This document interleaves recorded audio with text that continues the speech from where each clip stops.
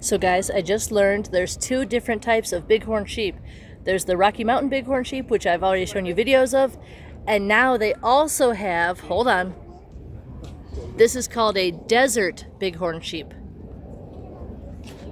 I guess he doesn't have a name yet, if this will focus. He's a handsome boy. There's only one out here right now, but that's called a desert bighorn sheep. Love you guys. Here's the sign that tells you about them.